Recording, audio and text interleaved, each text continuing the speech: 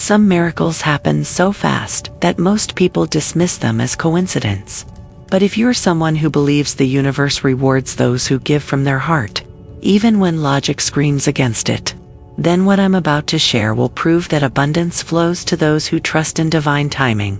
This is the documented story of David Thompson, a 34-year-old single father from Sacramento, who had exactly $50 to his name when he made a decision that defied every survival instinct he possessed. Picture this: it's 9:17 p.m. on a Tuesday in March 2024. The fluorescent lights of a Safeway grocery store cast harsh shadows across David's weathered face as he sits in his 2009 Honda Civic, engine ticking as it cools down. The car smells like French fries from Emma's Happy Meal earlier, mixed with that distinctive scent of worry that seems to cling to everything when you're broke. In the back seat, his 7-year-old daughter sleeps peacefully, her blonde hair catching the parking lot lights, completely unaware that tomorrow they might be homeless. David's hands shake slightly as he counts 5 crumpled $10 bills, the edges soft from being folded and unfolded countless times. $50. That's all that stands between his daughter and the streets. The eviction notice in his glove compartment gives them exactly 18 hours to come up with $800, and his phone has been buzzing all day with calls from debt collectors that he can't bring himself to answer. This is the kind of impossible story that changes everything you believe about how the universe really works. If you're someone who knows there's more to life than what we can see, you're going to want to follow this journey with me as I share the documented miracles that prove generosity creates abundance, even when you have nothing left to give. As David stares at those $50, his stomach cramping from hunger he's been ignoring for 2 days, he watches through the store's glass windows as an elderly woman argues with the cashier. Her insulin pens and a small bag of groceries sit on the counter while she desperately searches through a worn leather purse. The cashier's expression grows more impatient by the second, and other customers begin to shift uncomfortably in line behind her. David can see the shame coloring the woman's cheeks pink, the way her shoulders curve inward as if she's trying to make herself smaller. He recognizes that posture because he's worn it himself countless times over the past 6 months since losing his construction job. But what he's about to do next will trigger a chain of events so miraculous, so perfectly orchestrated, that it will challenge everything you thought you knew about abundance and divine intervention. David's construction boots feel heavy against the asphalt as he walks toward the store's automatic doors. The cool March evening air carries the scent of blooming jasmine from somewhere nearby, a sweet contrast to the metallic taste of anxiety in his mouth. Each step feels monumental, like he's walking toward the edge of a cliff with his eyes wide open. Inside the store, the fluorescent lighting is almost aggressive after the soft darkness of the parking lot. The elderly woman is now fumbling through her purse with trembling hands, pulling out receipts and tissues with desperate urgency. She's probably in her 70s, wearing a faded blue cardigan that's seen better years, and David notices the medical alert bracelet catching the light on her thin wrist. The cashier, a young man with tired eyes and a name tag that reads Brandon, taps his fingers impatiently on the counter. Behind the elderly woman, a line has formed: a businessman checking his phone, a mother trying to calm a fussy toddler, a college student with energy drinks and instant ramen. David can hear fragments of the conversation as he approaches. The woman's voice is barely above a whisper, shaky with embarrassment. "I'm so sorry, I thought I had enough on my card. My social security didn't come in yet, and I really need my insulin." The businessman behind her sighs loudly and mutters something about people holding up the line. The woman's shoulders shrink even further, and David watches as she begins to remove items from her small purchase: a loaf of bread, a carton of eggs, a small container of yogurt. This is the moment that will haunt David for the rest of his life, but not in the way you might expect. As he watches this woman sacrifice her food to afford her life-saving medication, something shifts inside his chest. It's not a voice or a vision, it's more like a knowing, a certainty that arrives without explanation. The same intuition that used to guide him when he was framing houses and knew exactly which beam would bear the weight. His daughter Emma stirs in the car outside, and through the windows he can see her small form adjusting in her sleep. Tomorrow is picture day at school, and she's been excited about wearing her favorite purple dress. The dress that might be packed in a garbage bag if they get evicted. David's rational mind screams at him to turn around, to buy groceries for Emma, to think about his own survival, but his feet carry him forward anyway, and before he can stop himself, he's speaking. "Excuse me, Mom." His voice comes out rougher than he intended, gravelly from the stress of the past few months. The woman looks up with startled blue eyes that remind him of his own grandmother. "I'd like to cover her groceries." The words hang in the air like smoke. Brandon, the cashier, blinks in surprise. The businessman stops checking his phone. Even the fussy toddler seems to quiet down. The elderly woman, her name is Margaret, he'll learn later, stares at him with confusion and something that might be hope. "Oh, honey, you don't need to do that. I can just take the insulin and come back tomorrow for the food." But David is already pulling out his wallet, his hands steadier now than they've been in months. The $5-10 bills feel significant in his fingers, like they're made of something heavier than paper. "How much is her total?" Brandon's voice is softer now. $47.36. David hands over the money without hesitation, though every survival instinct he possesses is screaming at him to stop. As Brandon counts the bills and processes the transaction, Margaret touches David's arm with fingers that feel like bird bones. "Why would you do this for a stranger?" Her voice breaks slightly on the words. David looks into her eyes and sees something he recognizes. The fear of being forgotten, of being invisible in a world that moves too fast.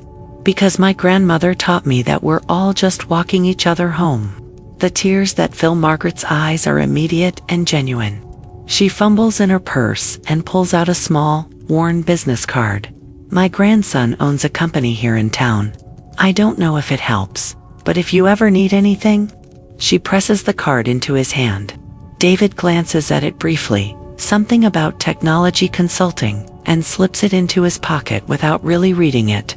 His mind is focused on the walk back to his car, on the fact that he now has $2.64 to his name, on the eviction notice that waits for him like a ticking bomb. As he reaches his Honda, Emma's eyes flutter open. "Daddy, are we going home now?" David's throat tightens as he starts the engine. "Yes, baby, we're going home." But even as he says it, he wonders if they'll have a home to go to tomorrow. The drive back to their small apartment is quiet, except for the radio playing softly, some late-night talk show discussing economic hardship in America. David turns it off and focuses on the road, on the streetlights creating pools of yellow light they drive through one by one. Back in their tiny two-bedroom apartment that smells like the curry their neighbors cook every evening. David tucks Emma into bed and sits at his kitchen table with a cup of water, staring at the eviction notice. The numbers haven't changed. $800 by tomorrow at 5 p.m., or they're out. He pulls out his phone and scrolls through his contacts, looking for anyone who might be able to lend him money. His pride wars with desperation, but desperation wins. He starts typing text messages to old friends, former coworkers, distant relatives. Each message is a small humiliation, but Emma's face, sleeping peacefully down the hall, gives him the strength to send them. The responses come slowly. "Sorry man, times are tough. I wish I could help. Maybe try a payday loan place?" Each rejection feels like a door slamming shut. It's nearly midnight when David finally crawls into bed, fully clothed, staring at the ceiling and listening to the apartment buildings settle around him. In 12 hours, he might be loading their belongings into his car with nowhere to go. But as he drifts toward sleep, his hand finds Margaret's grandson's business card in his pocket. He pulls it out and squints at it in the darkness. The name reads Marcus Rodriguez, CEO, Innovative Solutions Tech. There's a phone number and an address across town. David sets the card on his nightstand and closes his eyes, not knowing that in 3 hours, his phone would ring with a number he doesn't recognize, and the voice on the other end would change everything he thought he knew about the way the universe works. David's phone pierces the silence at 3:17 a.m., the harsh electronic ringtone jarring him from a dream about falling.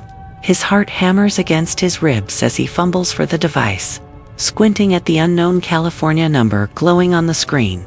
At this hour, phone calls usually mean emergencies or wrong numbers. Hello. His voice comes out as a croak, throat dry from stress and dehydration. David Thompson. The voice is male, confident, with a slight accent that might be Mexican or Central American. My name is Marcus Rodriguez. I apologize for calling so late, but I couldn't sleep after what I witnessed tonight. David sits up straighter, instantly more awake. I'm sorry, do we know each other? Not directly. I was in the Safeway parking lot around 9:30 tonight. I saw what you did for my grandmother. The words hit David like cold water.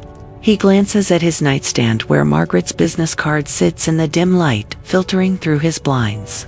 Your grandmother, Margaret Santos.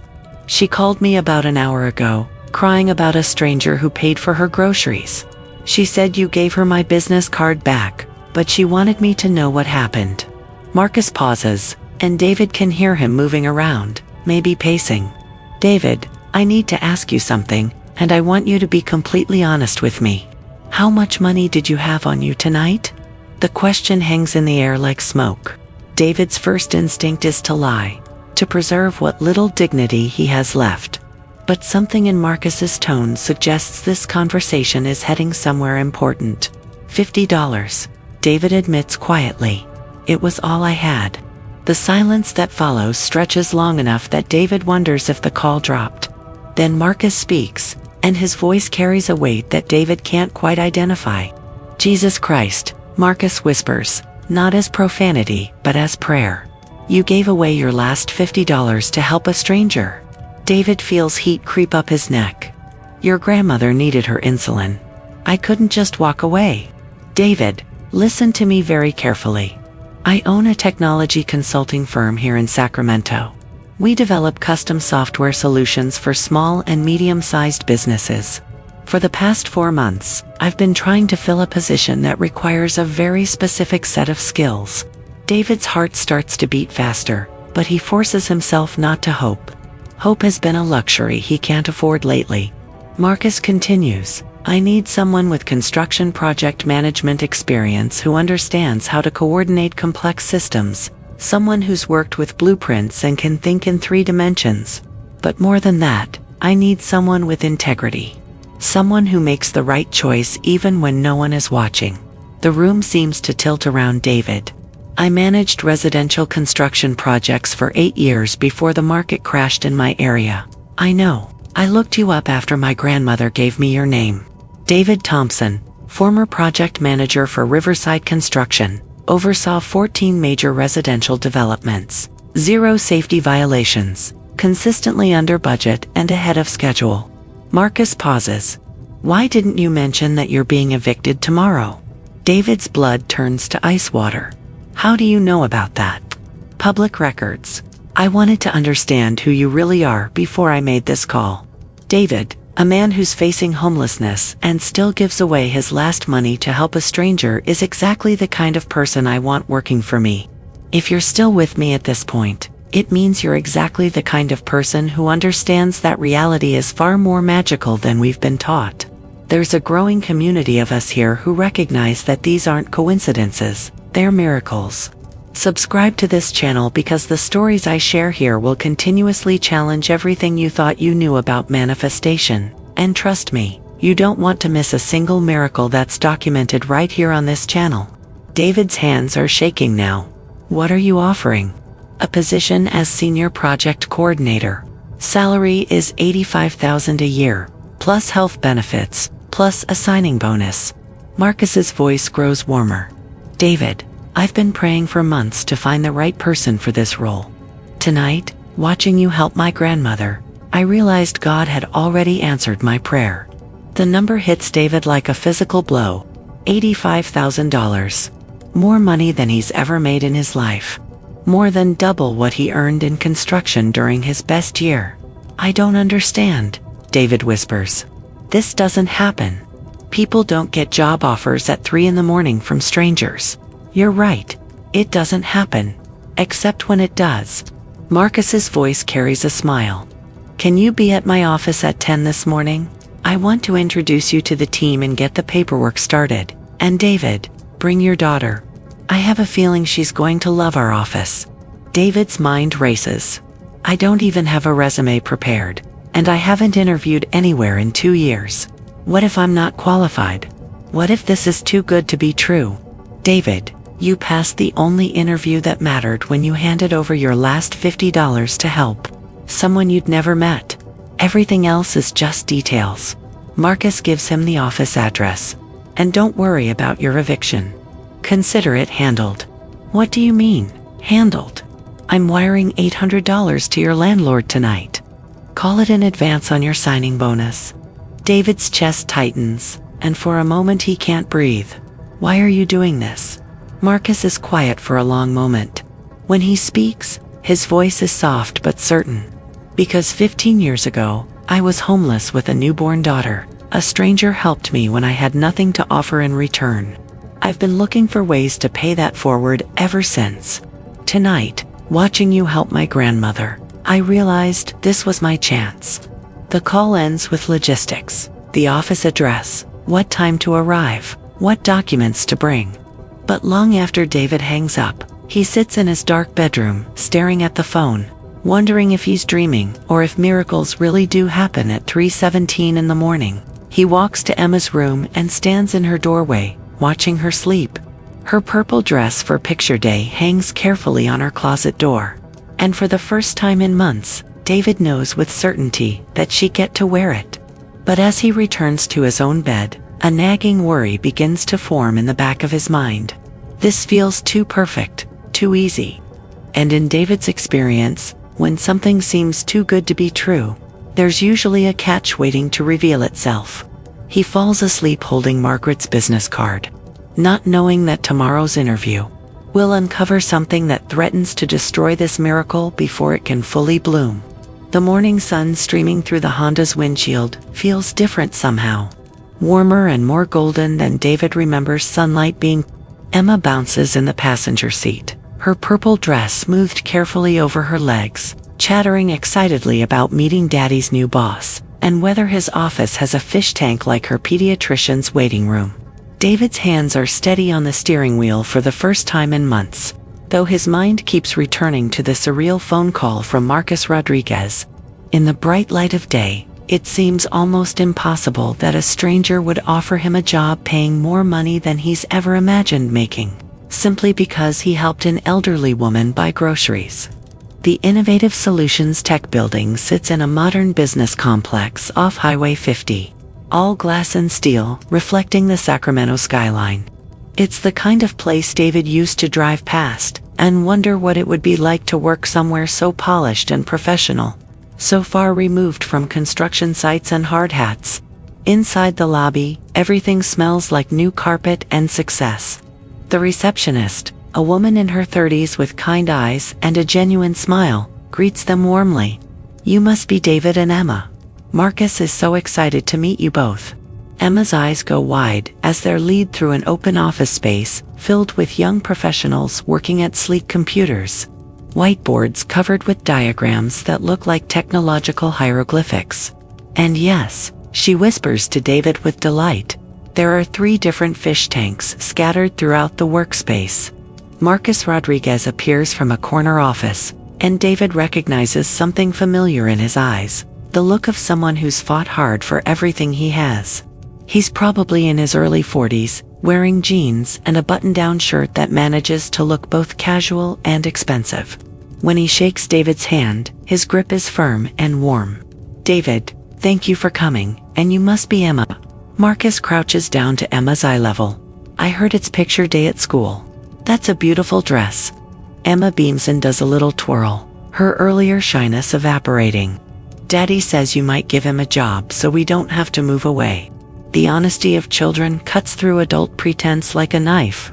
Marcus glances at David, and something passes between them, an understanding that this conversation is about more than just employment.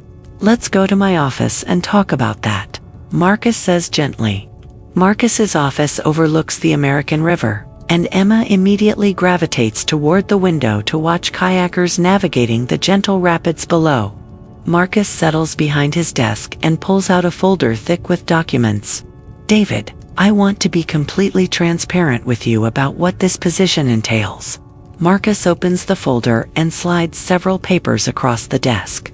We're developing a project management software specifically for construction companies. The client is a major home builder who wants to streamline everything from initial blueprints to final walkthrough. David scans the documents, his construction background allowing him to quickly grasp the scope and complexity. This is sophisticated stuff. You need someone who understands both the technology side and the practical realities of job sites. Exactly. I've interviewed dozens of candidates over the past 4 months. People with perfect resumes, advanced degrees, all the right credentials on paper. Marcus leans back in his chair. But none of them understood the human element. Construction isn't just about systems and schedules. It's about people, trust, integrity. As David reviews the job description, his excitement builds. This isn't just a job, it's a chance to combine everything he learned in construction with technology that could revolutionize the industry. The salary figure at the bottom of the contract makes his chest tight with disbelief. $85,000 annually. Plus benefits that are better than anything he's ever been offered. Marcus, I have to ask, this seems too perfect. What's the catch? Marcus studies him for a long moment. The catch is that we move fast here.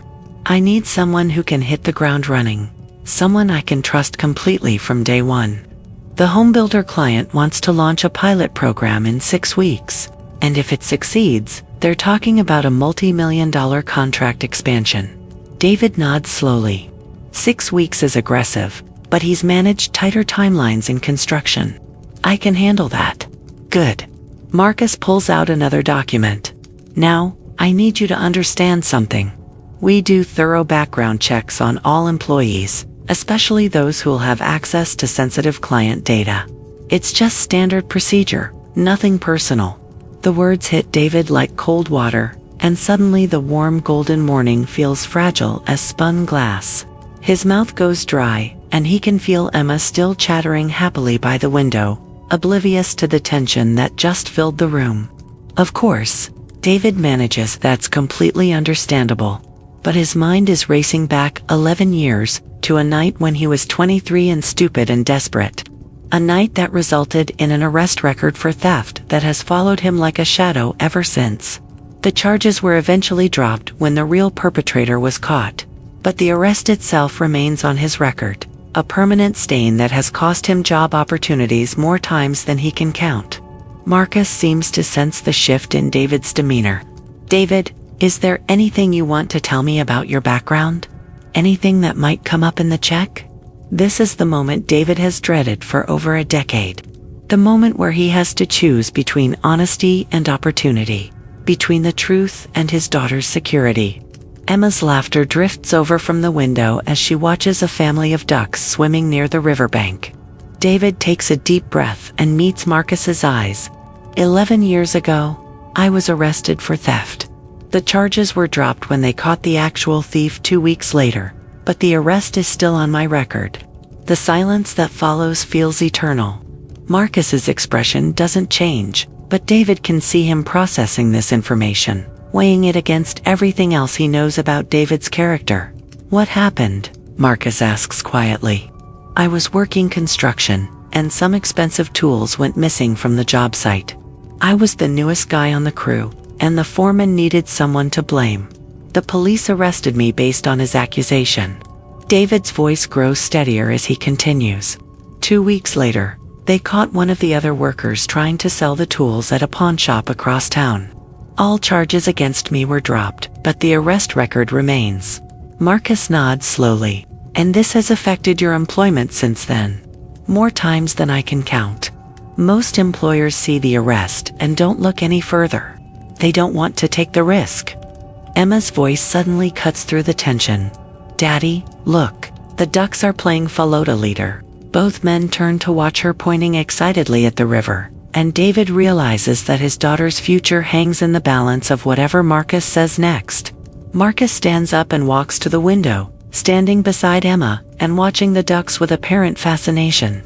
You know, Emma, Ducks are pretty smart birds. They know how to swim even before anyone teaches them. It's just something they're born knowing how to do. He turns back to David, and his expression is thoughtful but unreadable.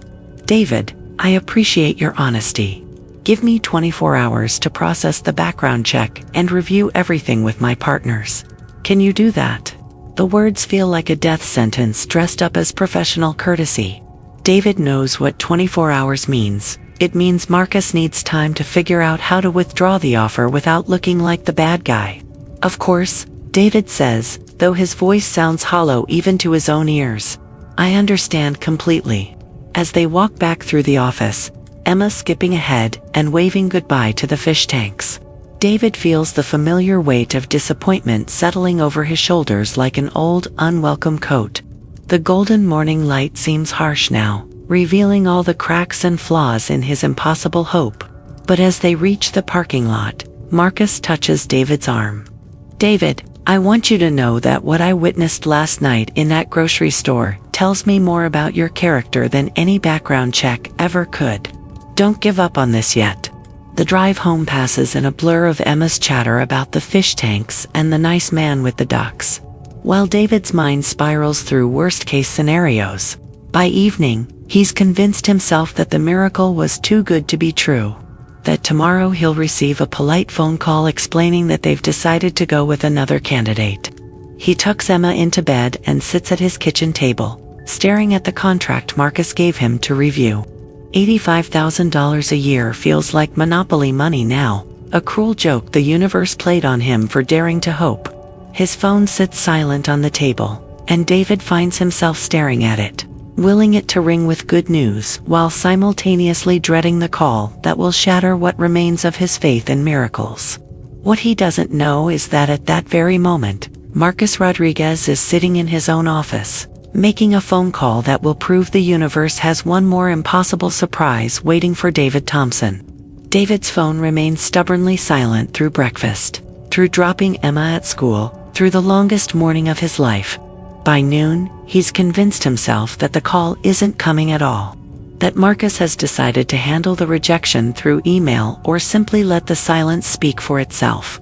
He's sitting on his couch, staring at job search websites that all blur together into a meaningless stream of requirements he doesn't meet, when his phone finally rings at 1:43 p.m. The caller ID shows Marcus Rodriguez, and David's heart hammers against his ribs as he answers. Hello, Marcus. David, I need you to come to my office. There's something we need to discuss in person. The tone is neutral, professional, giving nothing away. David closes his eyes and prepares himself for the inevitable. Of course, I can be there in 30 minutes. Perfect. And David, bring your daughter if she's available.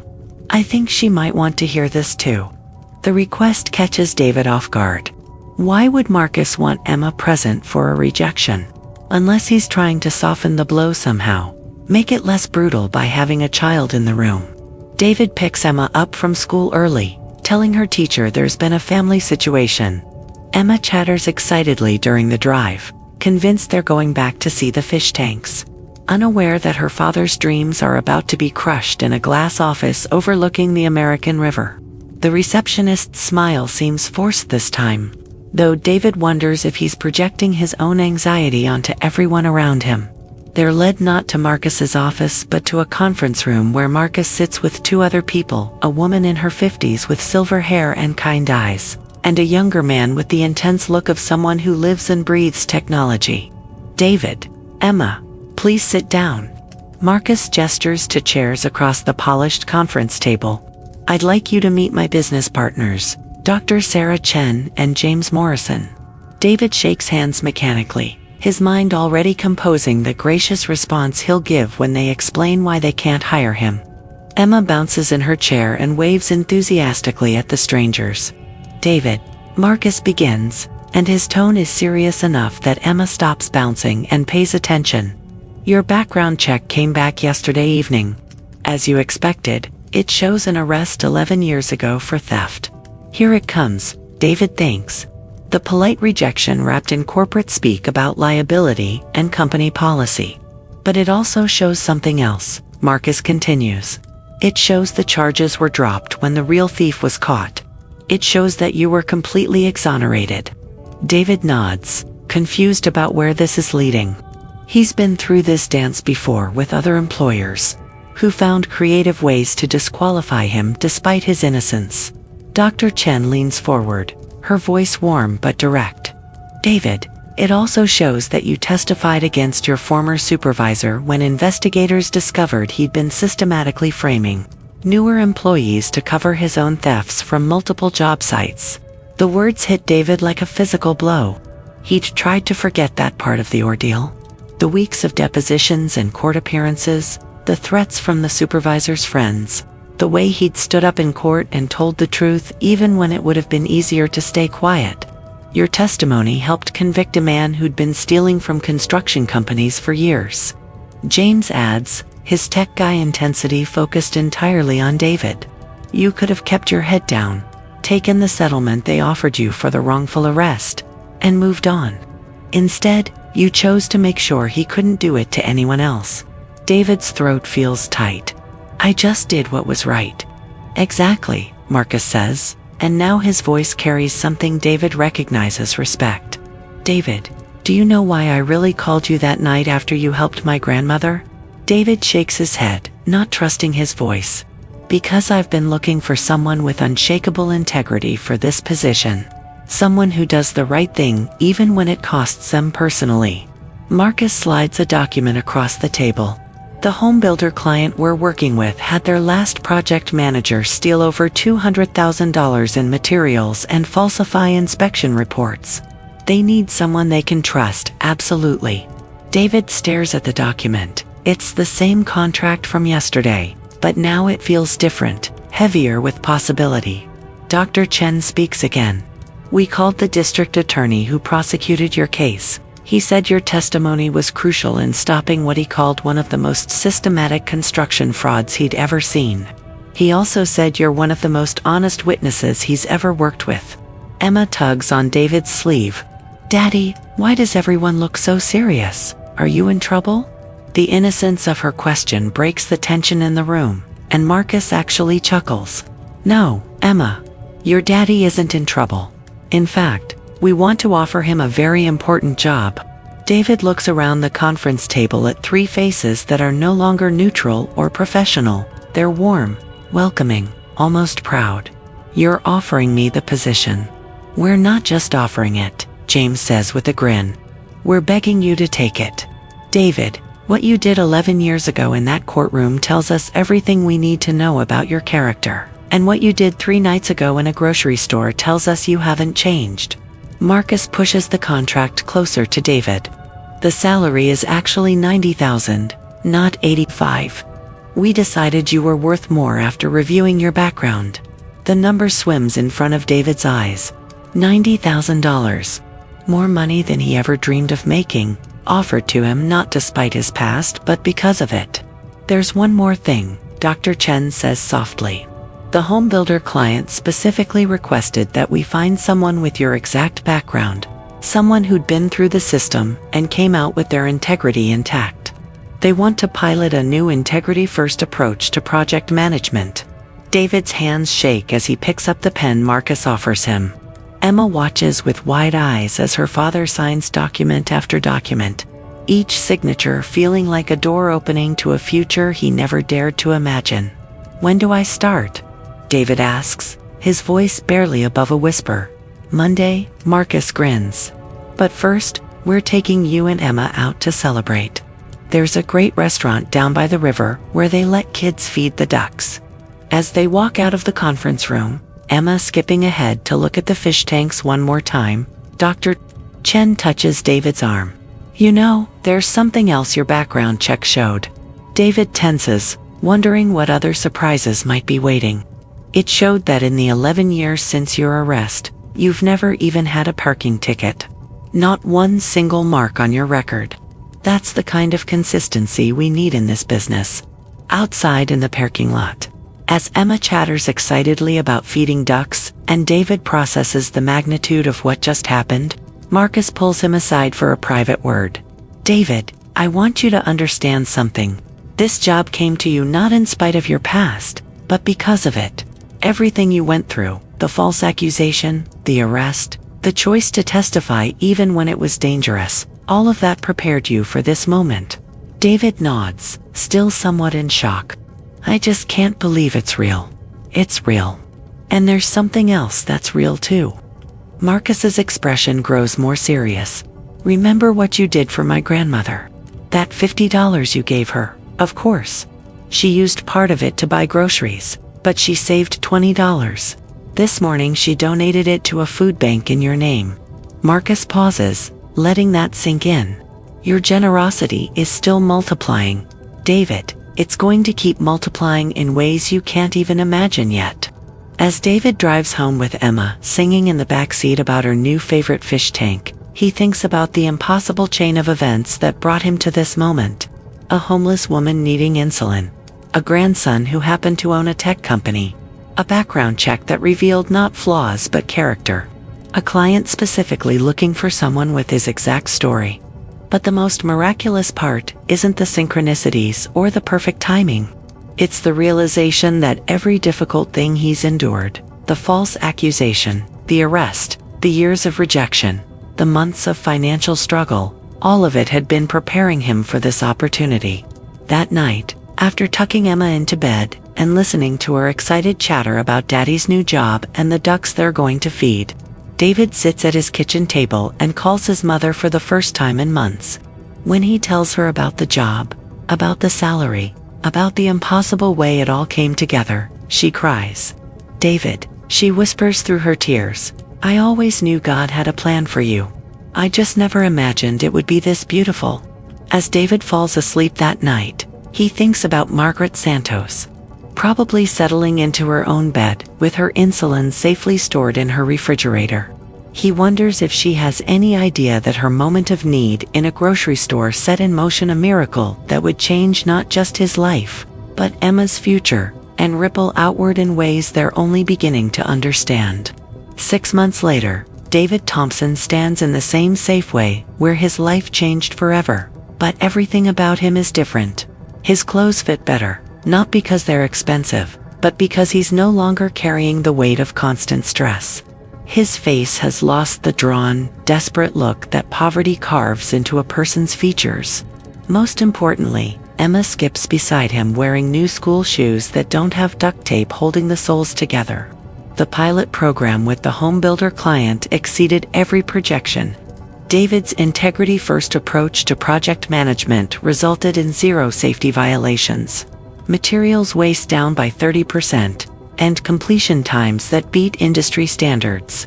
The multi-million-dollar contract expansion that seemed like a distant possibility is now a signed reality. And David has been promoted to Senior Director of Project Development. But tonight, they're not here to celebrate professional success. They're here because David promised Emma they could buy ingredients for the cookies they're baking for her school's fundraiser. And because sometimes the most profound moments happen in the most ordinary places. As they walk through the automatic doors, David's eyes automatically scan to the checkout lanes, looking for the spot where his life pivoted 6 months ago. The same fluorescent lights cast the same harsh glow, but now they feel warm, familiar, like coming home. Emma chatters excitedly about the cookie recipe her friend taught her. Something involving chocolate chips and rainbow sprinkles that sounds like a sugar-induced nightmare but makes her happy. David listens with half his attention while the other half marvels at the simple miracle of being able to buy groceries without counting every dollar. Without the metallic taste of anxiety coating every decision. There in the baking aisle, Emma debating the merits of different types of chocolate chips, with the seriousness of a Supreme Court justice. When David notices the commotion near the front of the store, a young mother with 2 small children is standing at the customer service counter, her voice rising in frustration as she speaks with the manager. I don't understand how my card could be declined. I just deposited my paycheck yesterday. Her voice carries the particular kind of panic that David recognizes immediately, the sound of someone who's calculated their budget down to the penny and discovered the universe has other plans. The manager, a middle-aged man with tired eyes, speaks in the patient but firm tone of someone who's had this conversation too many times. "I'm sorry, ma'am, but the system shows insufficient funds. You can try calling your bank, or perhaps remove some items from your cart." David moves closer, pretending to study pasta sauce labels while observing the situation. The woman's cart contains the basics: milk, bread, diapers, baby food, a few boxes of macaroni and cheese. Nothing frivolous, nothing that screams irresponsible spending. Just the necessities that keep a family fed and functioning. Her 2 children, probably 3 and 5 years old, sense their mother's distress and begin to fuss. The 3-year-old starts crying, and the 5-year-old tugs on his mother's jacket, asking why they can't go home yet. "Emma," David says quietly, "stay here and keep looking at chocolate chips. I'll be right back." He approaches the customer service counter with the same certainty that guided him 6 months ago. The same knowing that some moments require action rather than hesitation. "Excuse me," he says to the manager. "I'd like to pay for her groceries." The young mother turns to stare at him with wide, disbelieving eyes. She's probably in her mid-20s, with the exhausted look of a parent juggling too many responsibilities on too little sleep. "Oh no, you don't need to do that. I can just put some things back." But David is already pulling out his wallet. And this time it's thick with credit cards and cash. Not because he's wealthy, but because he no longer lives in fear of spending money on kindness. "How much is her total?" he asks the manager. $67.43. David hands over $70 without hesitation. "Keep the change for the next person who might need it." The young mother's eyes fill with tears, and David recognizes the expression, the same mixture of gratitude, embarrassment, and disbelief that must have been on Margaret Santos's face 6 months ago. "Why would you do this for a stranger?" she whispers, echoing Margaret's words almost exactly. David looks at her children. The 3-year-old has stopped crying and is watching him with curious eyes, while the 5-year-old peers out shyly from behind his mother's legs. He thinks about Emma, 6 months ago, sleeping peacefully in the car, while her father made an impossible decision in this very store. "Because sometimes we're all just walking each other home," he says, using his grandmother's words that have become something of a personal motto. The woman fumbles in her purse and pulls out a business card. "I work at a nonprofit that helps single parents find stable housing. If you ever know anyone who needs help." She presses the card into his hand. David accepts it graciously, though he knows he won't need housing assistance again. But he also knows that life is circular, that generosity creates patterns that repeat in ways both expected and surprising.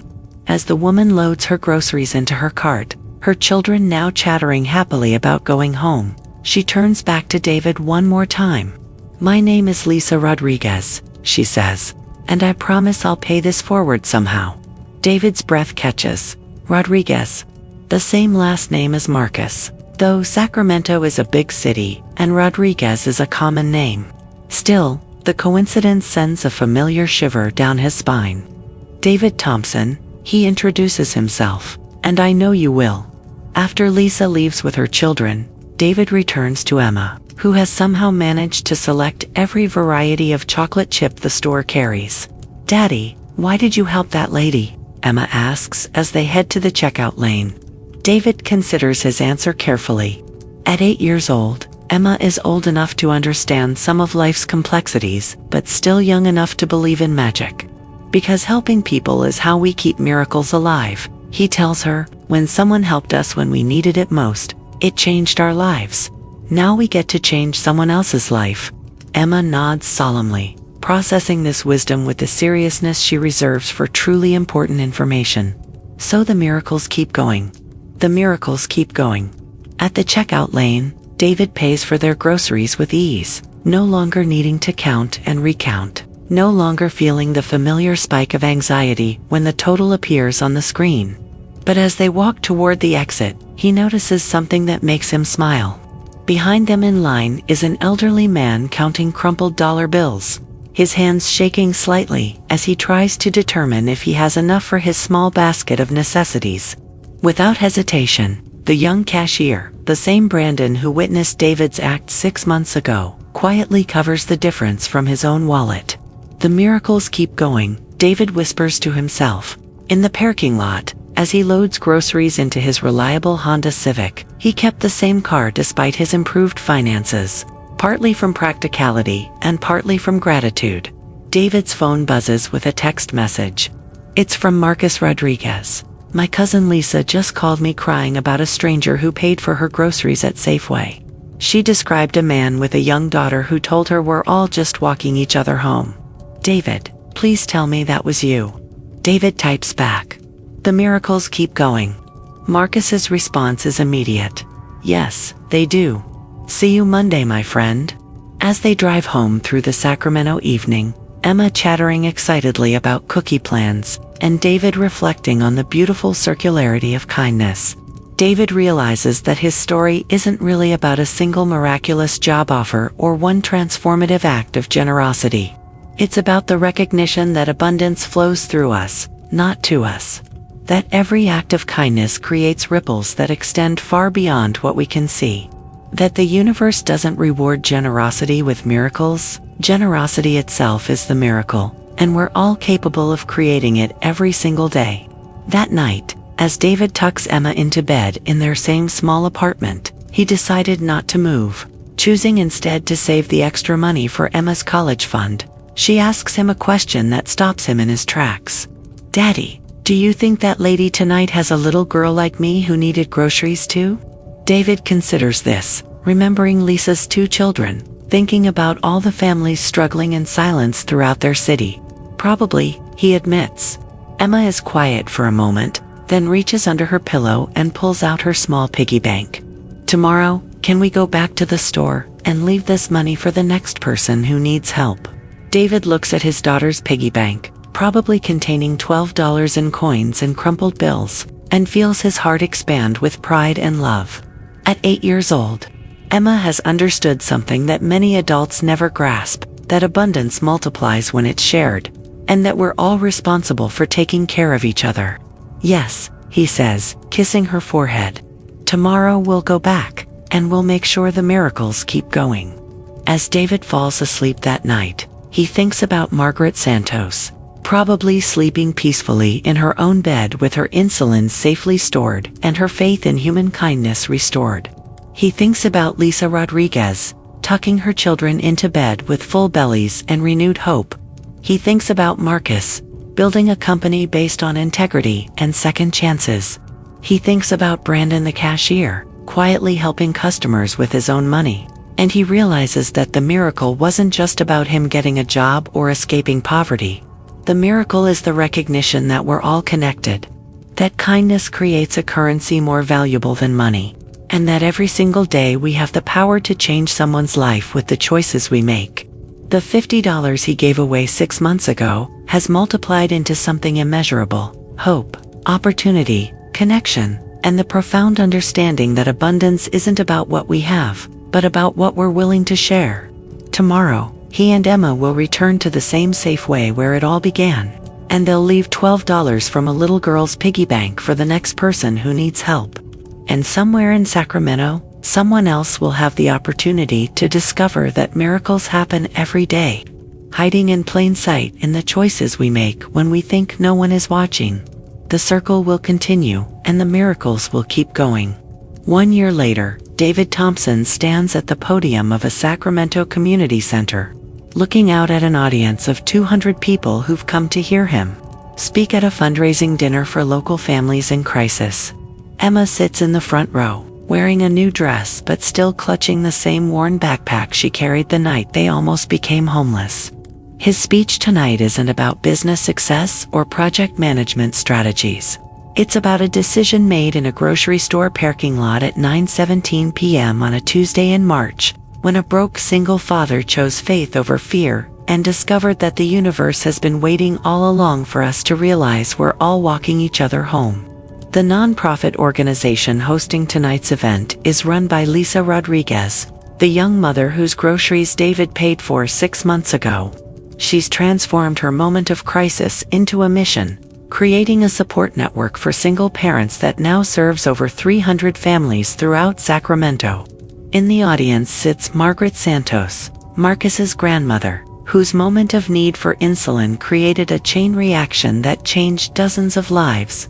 Beside her sits Brandon, the young cashier who's been quietly helping customers for over a year and recently started a scholarship fund for community college students.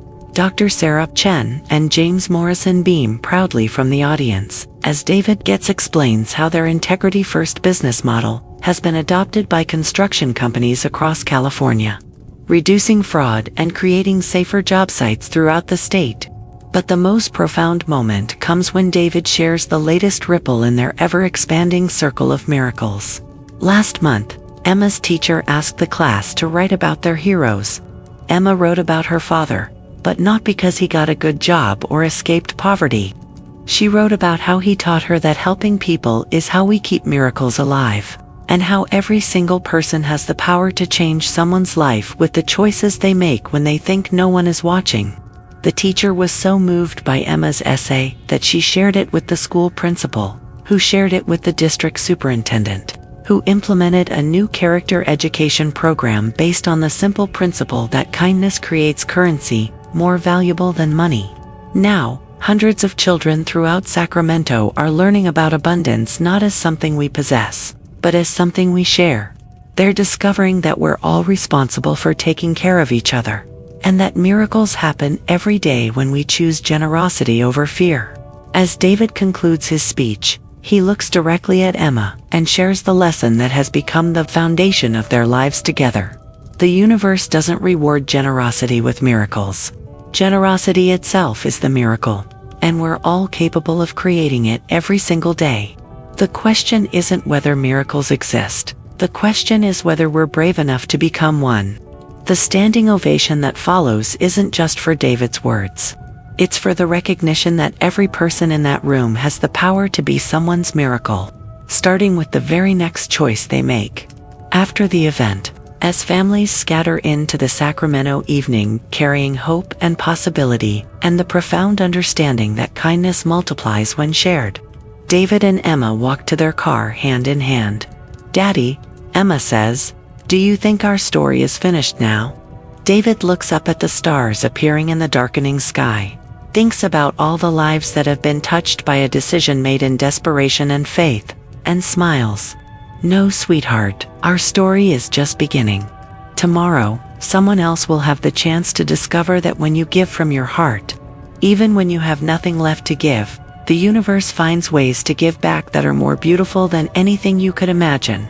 The miracles keep going, and they always will, as long as there are people brave enough to choose love over fear, faith over doubt, and generosity over scarcity. David Thompson learned this truth in a grocery store at 9:17 p.m. on a Tuesday in March, and now, one miracle at a time, the whole world is learning it too.